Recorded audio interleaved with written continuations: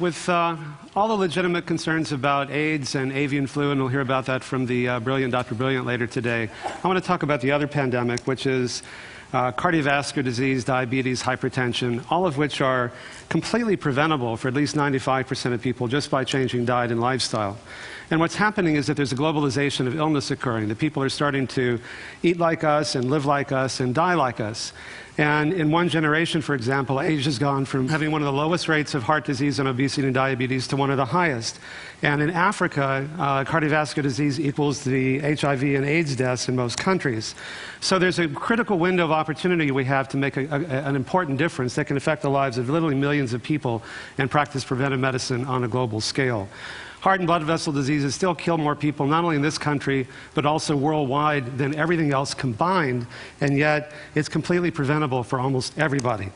It's not only preventable, it's actually reversible. And for the last almost 29 years, we've been able to show that by simply changing diet and lifestyle, using these very high-tech, expensive, state-of-the-art measures to prove how powerful these very simple and low-tech and low-cost interventions can be, like quantitative arteriography before and after a year and cardiac PET scans. We showed a few months ago, we published the first study showing that you can actually stop or reverse the progression of prostate cancer by making changes in diet and lifestyle.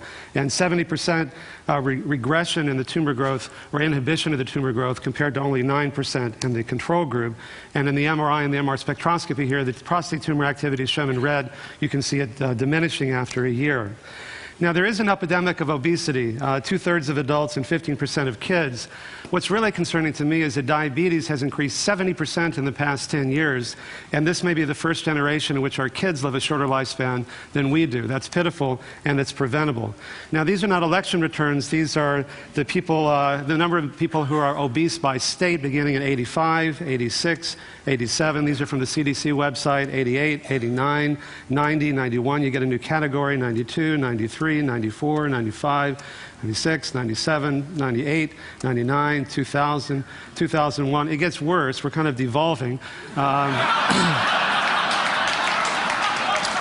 Now, what can we do about this? Well, you know, the diet that we found that can reverse heart disease and cancer is an Asian diet, but the people in Asia are starting to eat like we are, which is why they're starting to get sick like we are. So I've been working with a lot of the big food companies. They can make it fun and sexy and hip and crunchy and convenient to eat healthier foods. Like, I chair the advisory boards of McDonald's and PepsiCo and ConAgra and Safeway and soon Del Monte, and they're finding that it's good business. The salads that you see at McDonald's came from their work.